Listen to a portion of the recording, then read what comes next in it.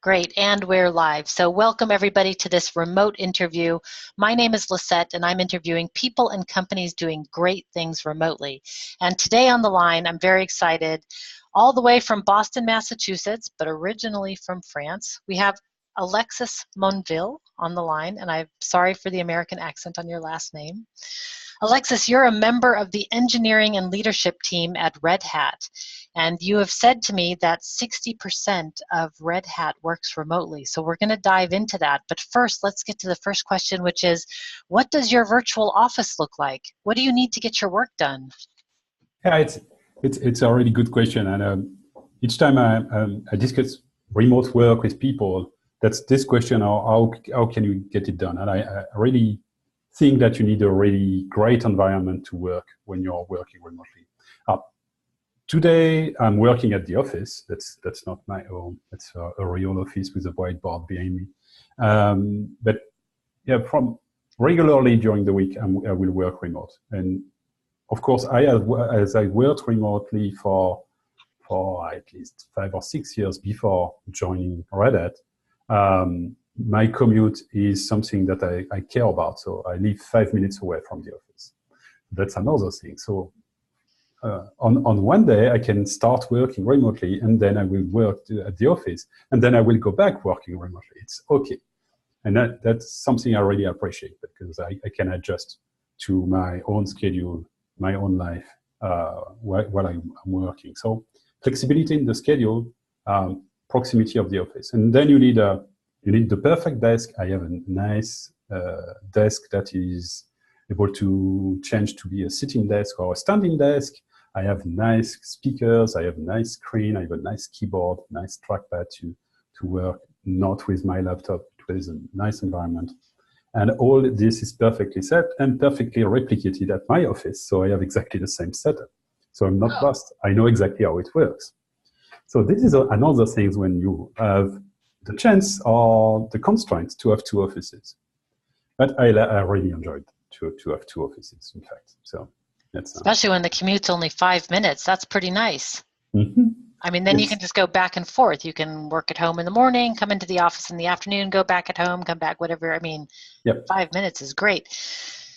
So you say nice equipment, and I can't help but start with talking about that, because I also find that not having nice equipment is really important. But why is it important for you?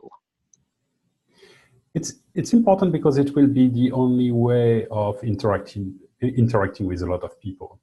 So you need to be comfortable with that. It's like if you spend your whole week in meetings with people, you will probably try to have great meeting rooms in which you can work. So you can.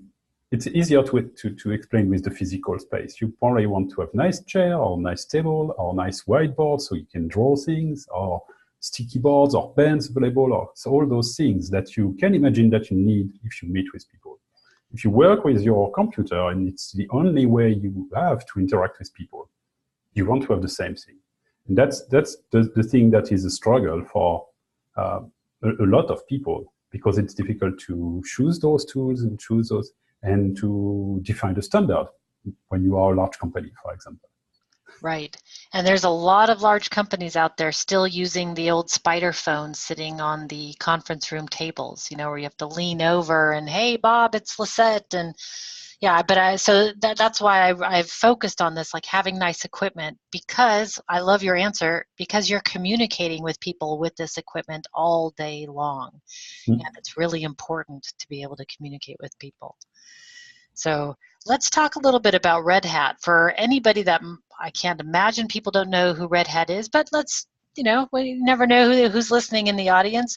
Tell us a little bit about the company, and then we'll dive into the remote working scenario that you guys have there.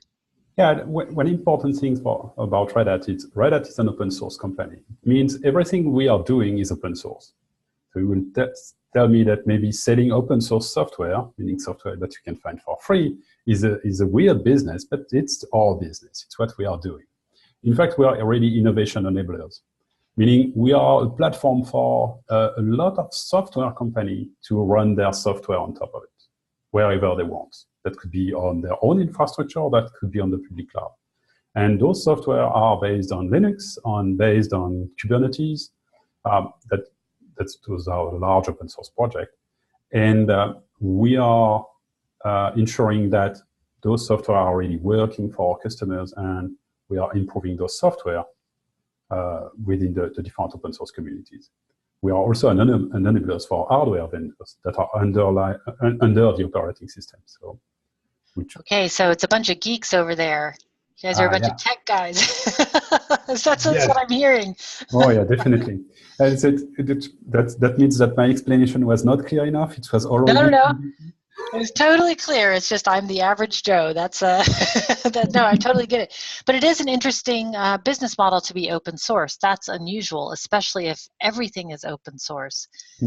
What do you know the decision behind doing that? I mean, and many people have not done that. So yeah, it's really an old company now. It's a company that is 25 years old. So the movement at the beginning, that was you remember the different big Unix vendors, they were already trying to lock in their customer into their platform. And they were improving the Unix. Unix was supposed to be a standard. And they were changing the standard, improving the standard to offer specific features to their customers. And then when the customers were using those features, they were locked in.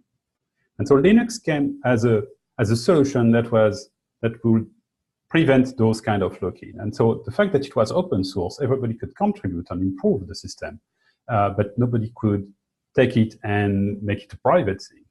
So that was the origin of things. And if we look at how the industry, the IT industry evolves, there's always some people that tries to lock in their customers. And the only way we can keep our customers is by being good at what we are doing. And that's a challenge, a day-to-day challenge.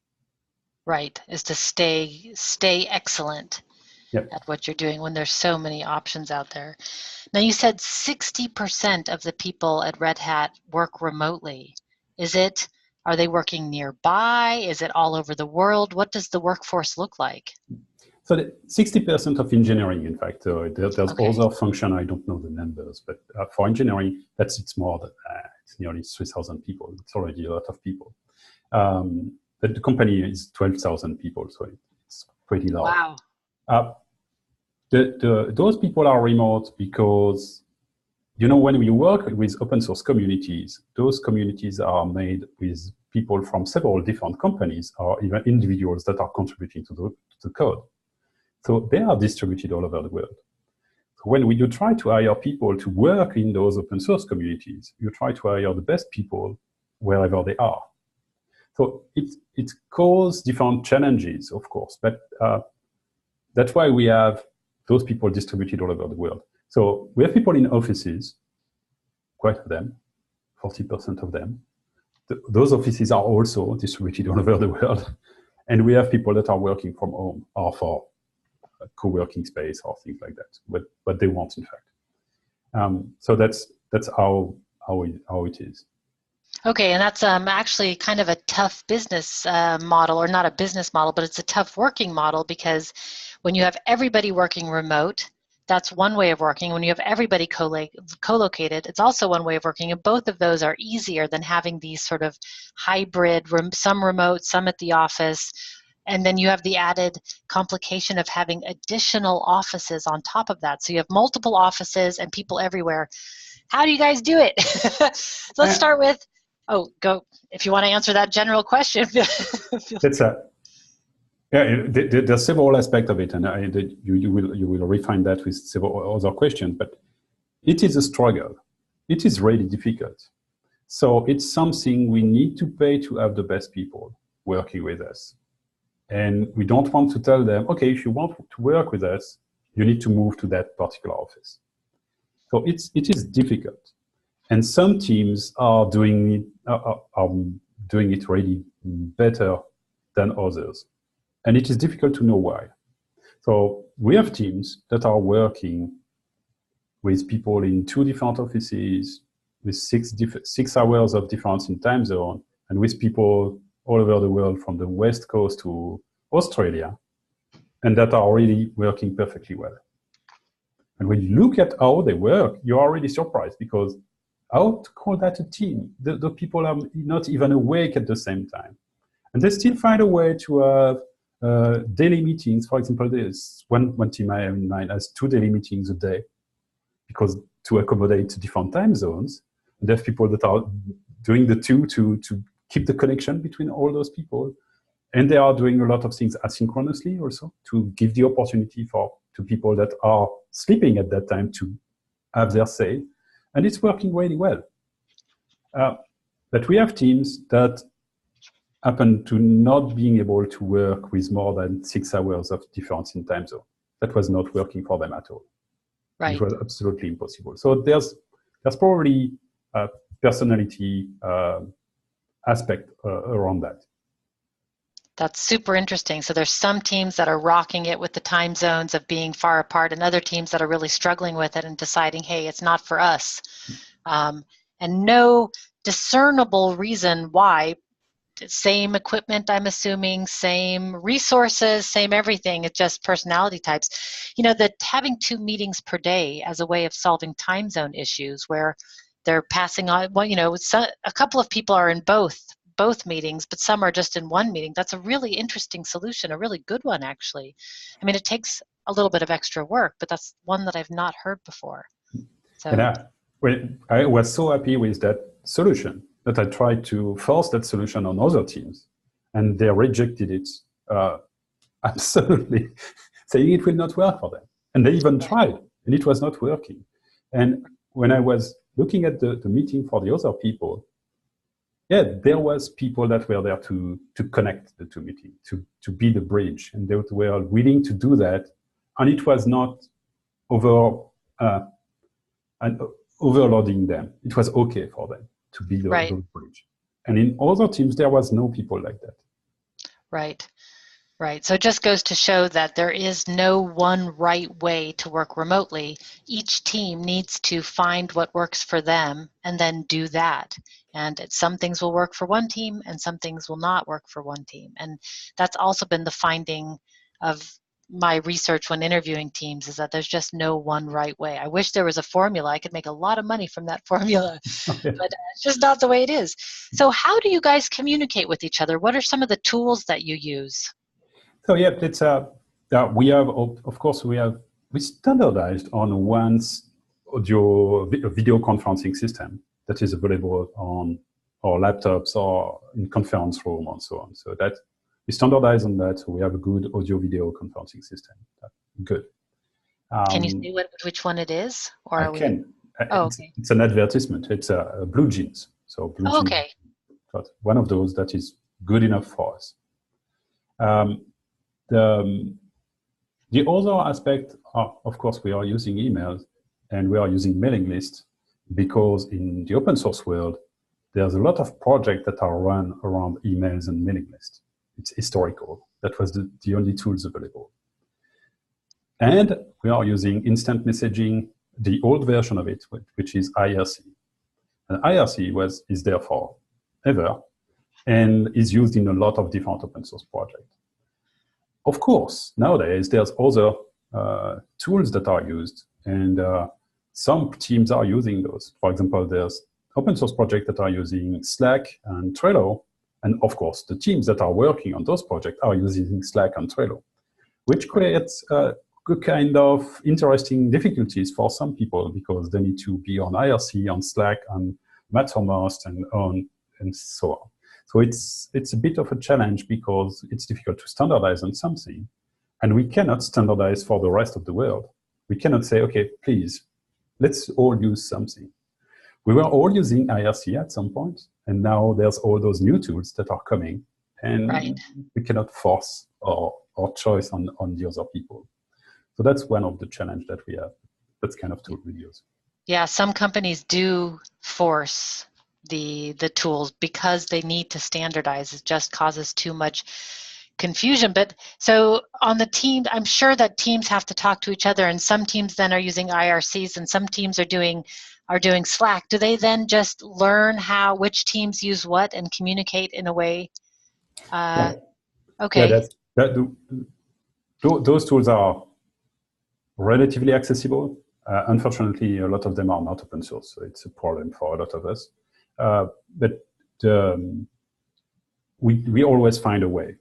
And unfortunately, sometimes we are going down a level, so we are using, for example, emails instead of using instant messaging, even if instant messaging would be better, because we are unable to find which system those people are using. So, right.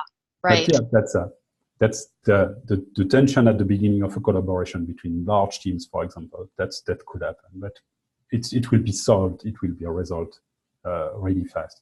Our problem is mainly we could standardize internally, even if it's difficult, but we cannot standardize for the open source community in which we are working. So that's the challenge. Right. So you have a special challenge because you're in the open source community, and a lot of the tools are sort of these, I wouldn't say old fashioned, but mailing lists and IRC, they're sort of old school. Let's say they're old school tools and have been around in that. So it's nice to see the development actually that IRC is still being used. You know, so there's the evolution, I should say, of how these tools started to creep in. But a lot of companies are also struggling with too many tools. There's just too many tools. So yeah, it's interesting to see. It's true. I can imagine the teams solve it relatively quickly because you need to be able to communicate with each other. Yeah, and it's part of the team agreements. That's how we communicate, and that's all those things that you need to define at some point, that you need to refine over time. So we are sure that we are all on the same page. So I was going to mention team agreements, but I wasn't sure if you had them. So how do you guys create your team agreements? It's per team. How do you share it with each other? It's more per team based, and if you take, we have teams, for example, working on OpenStack. OpenStack is let's say it's a cloud software. It's an open source software to give you in-house the capability that you could find on AWS, for example, to manage your infrastructure. Those teams, that's large. That's a big project. It's more than 1,000 contributors. So internally, we have probably 200 or maybe 300 people that are working on that project. They are structured into small teams. The team agreements will be defined by teams, but they will be shared with the larger group. In fact, they are publicly shared. They are shared internally, so they are visible by everybody. But the people that are not interacting with those teams have no interest in looking at them, basically. Right. There's no reason for it. It's just a list of tools or a list of rules for working with each other. Interesting. So then I can imagine as a software team, it might be this next question might be relatively easy to answer, but it's always the concern of managers, which is, how do I know what people are doing?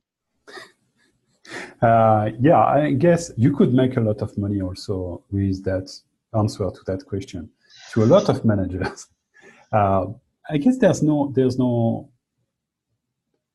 one answer, because it will depend on how the teams are working. One thing is the work we are doing is always tracked, because we are working online. So depending on with which community you're working, you will use one tracker that is connected to that community. That tracker could be a really old one, really like a ticket tracker, so it's not really evolved, or it could be really modern, like a Trello board connected with GitHub, with GitHub issues, with a nice feedback loop and so on, like nice automation around it. It could be more modern. So internally, we will tend to mimic what we have externally, and that's also something it's easier for people that are working, because they are working with the same tools internally and externally. So it's simpler. That's something we are trying to evolve also, to evolve our internal tools that also our customers are using, to go with more modern solution. And yeah, of course, it takes time, because there's a lot of people, a lot of different teams working on a lot of different projects. That's something we would like to have to make sure that we are able to make the work visible for the people in the team, and also for the other stakeholders, and to find a way to visualize the flow of work in a way. Right, that's sort of every team's challenge is to how do you visualize the work so that people understand what's going on. It goes all the way back to, the Microsoft project Gantt charts, and I mean it's just always comes down to how do you visualize it. I had a team once where we actually drew thermometers on paper and put them on the conference room walls and tracked the status of tasks every week by physically drawing the thermometer colors, and that worked for the Yeah, team. Very perfect. unsophisticated. The Gantt chart department was not happy with me, but yeah, whatever works for the team. So I want to focus a little bit on management because you're part of the engineering leadership team, and managing remote teams is it's different than managing co-located teams. And I'm wondering what kind of insights you have on the difference in management styles. What have you learned about that in managing these different teams?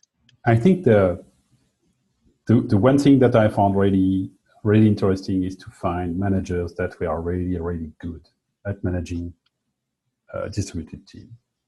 And I tried to look at what they were doing, and in the end, I thought, okay, in fact, they are just good managers. If they were working in an office with a co-located team, I'm pretty sure they will do exactly what they are doing today. But the fact that they are remote, they are doing that with consistency, and they are doing that absolutely regularly. That maybe sometimes manager with the co-located team will not do because they see people. And the fact that they are not able to see people will force on them that rigor in their behavior. I will give some example.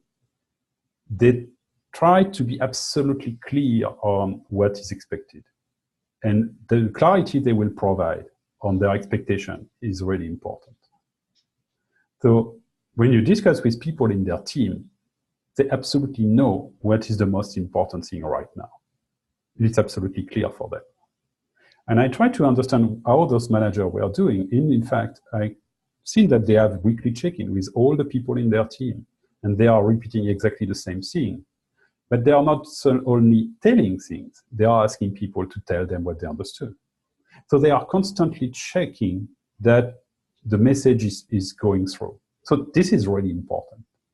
And I think that it's good management, but it's even more important when people are remote to check on that. Interesting. So is it checking in one-on-one, or is it checking in with the whole team at once, or maybe both? Yeah, Or it's both. It's both, but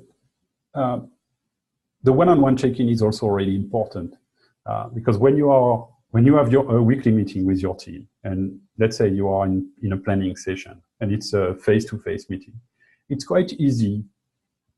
It's somewhat easy to see if people are not talking, or if people have definitely a non-verbal communication that you can see they disagree, but they are not speaking. When you are working, you are doing the same thing with a remote team. You are looking at your screen, you are maybe drawing things, or you are maybe looking at a task board, and you are not necessarily able to pay attention to the non-verbal of people that are online. And maybe sometimes they will say, oh, yeah, I will cut my camera because there's bandwidth issue, and suddenly you are in the dark and you see nobody. And you cannot know how do people feel about what is going on. So you need those weekly check-in. I think you need them also when you are managing a co-located team, but that's also a problem. right. A lot of the things apply in both worlds. It's just for the remote world, it's necessary. And for the co-located world, it's not. I mean, you see so much.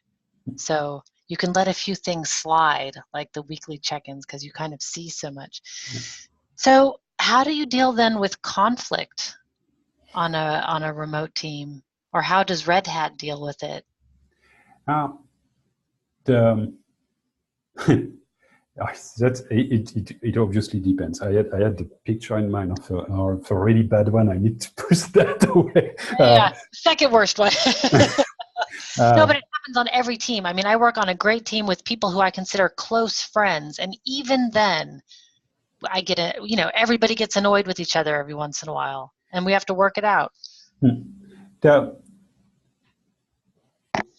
Same thing, there's teams that are really better than others at dealing with that, because they have a great practice of their retrospective as a team, and they are able to share those kinds of things in the retrospective, for example, and to sort it out.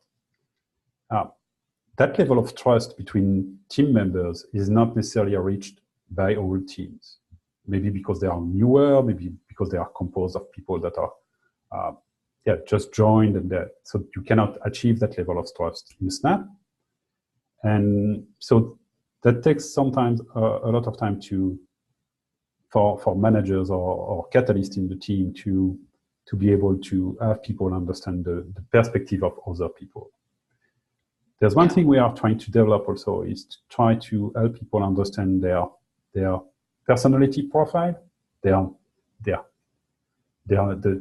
personality profile toward where they will tilt, so they understand that there are several types of personality profile that you can tilt over one or the other depending on the context. And that if you prefer to have, for example, you like to have the big vision, you have to have the high level goals, and you are bothered by all the small details. Other people can be really scared by the high level vision without all the details. So you need to understand those different perspectives and to adjust your behavior to other people in the team. So we try to develop that and to encourage the teams to work on that as a team, to work on their profile, and we're providing tooling for that, and to help them have that conversation as a team about their differences. And it really helps to raise the awareness that we are different. We all know that we are different, but it raises the awareness to give some ideas of what you like and what you don't like, or what is a problem for you. Right. Sort of making it really clear, making it tangible that we're all different. An introvert versus an extrovert, a cat person versus a dog person. I mean, we all just have these different aspects. And it's true, helping each other become self-aware, helping ourselves and each other to become more self-aware and to understand that others are, it's different, but it's not worse. Yeah, exactly. There's no good one. That's right. I'm exactly in the middle of being an introvert or being an extrovert. And so for people that are really introverts, I am definitely an extrovert if they are asked. And for people that are extroverts, you can say I'm an introvert. That's obvious for them. But I'm in the middle, so depending on the context, if I know everybody in the room, I will be extrovert, of course. That will be comfortable. If I know nobody, I could spend my day without daring to talk to anybody. So it's always interesting to see that, and to being aware of that, and being aware that other people will need more time, for example.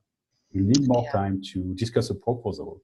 So you need to share the document in advance if you want to have a meaningful conversation about that proposal with them. Things like that. And things that you are forced to learn when you are working with people that are remote, and maybe that we don't pay attention enough when we are working with people face to face. Yeah, personality really throws a wild card into the mix of things. It's like you can have rules and you can standardize how you do things, and you you get somebody with a wild personality, and something changes. And always curious, always good to remember that is that's just something to pay attention to. I think a lot of us, we don't pay enough attention to that. We're nearing the end of the time, but I have a couple more questions. I just can't help but ask. But one is, what do you personally like about being able to work remotely? What's in it for you? I think that's it's between the dream and the reality. It's being able to choose when I work, and being able to tell to myself, okay, that's something I will already work hard. I really want to finish that. And I will work from home. I will start at 6 a.m. and it's okay. And maybe I will finish at 12 and it's okay. And I will be focused on that. And maybe after I will stop by the office to meet with some people, but I will choose my time and I will choose how I organize my time. I'm not constrained by limitation of a standard somewhere. Of course, it's easier if you want to discuss with people that work in the US on the East Coast, working 9 to 5, it's probably easier, but it's not how we work. So we are a global company. We are working with people all over the world. So we need to adapt and adjust on that. And it works both ways. It can adjust to your life also. And it's important. Right. I think freedom is something, because we can, people are taking the opportunity to use remote working as a way just for freedom of many different things, of avoiding the commute, working where we're most productive, working with our energy levels, working with people we like. And of course, the whole open source community is not in Boston, Massachusetts. So you've got to go global in that respect. So pros and cons to everything. Just super curious. So the very last question I have, which I have many more, but we'll have to end here. But the last question is, if people want to find out more about you and about what you do, what's the best place to find you? I think the best place to start, it's alexis.monville.com. That's my website. So you will find the Twitter, that's Alexis Monville. You can connect on LinkedIn. I would be happy to chat about that. That's the easy place to find me. I am on other instant messaging thing, but yeah, that's probably a long list of things that are not really necessarily Yeah, when useful. people really want to get to know you, then you can give them the instant message handles or your your Yeah. IRC handle or something. Yeah. And I can probably try to find them on where they are. That's probably easier. Right, right. So alexismonville.com, and I'll put that in the show notes so that people can easily find you. Well, thank you so much for taking the time to talk to me today and sharing how it works at Red Hat. I think a lot of people are going to be really interested in how you guys do things. And sounds like you're rocking it pretty well over there. Yeah, thank you. Thank you for your time. That was really great. All right, until next time, everybody, be powerful.